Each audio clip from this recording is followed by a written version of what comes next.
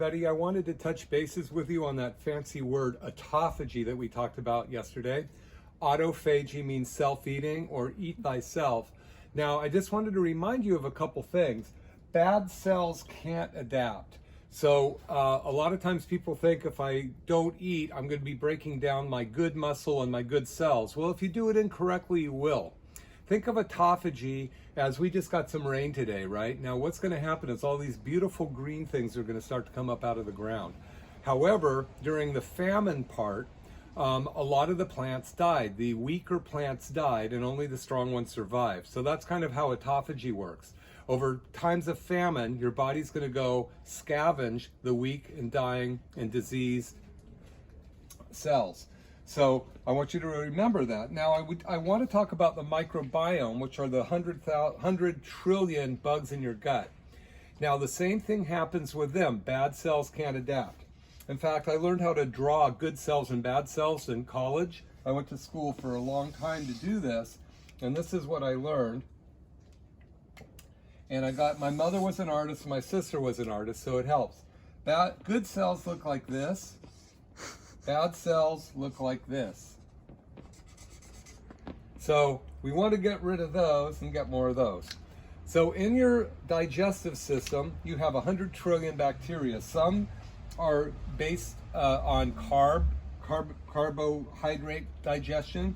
Some are protein digestion, and some are fat digestion.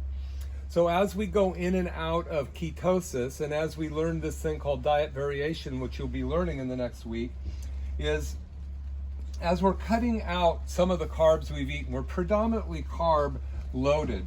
What happens is we have a predominance of these carb microbiome that love to eat bread and turn it into sugar, love to eat ice cream, and it's not you wanting the ice cream, it's these guys, they're screaming for it.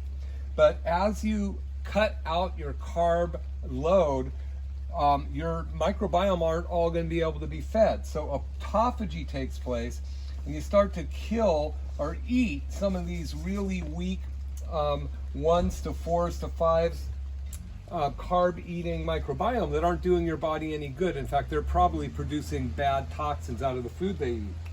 So then we switch over to something where we're going to eat more protein than carbs. This is down the road, but I want you to get this concept of autophagy. We're going to start eating more. We're going to start to actually eat less protein, and we're going to start to lose the bottom end of those microbiome that live on protein.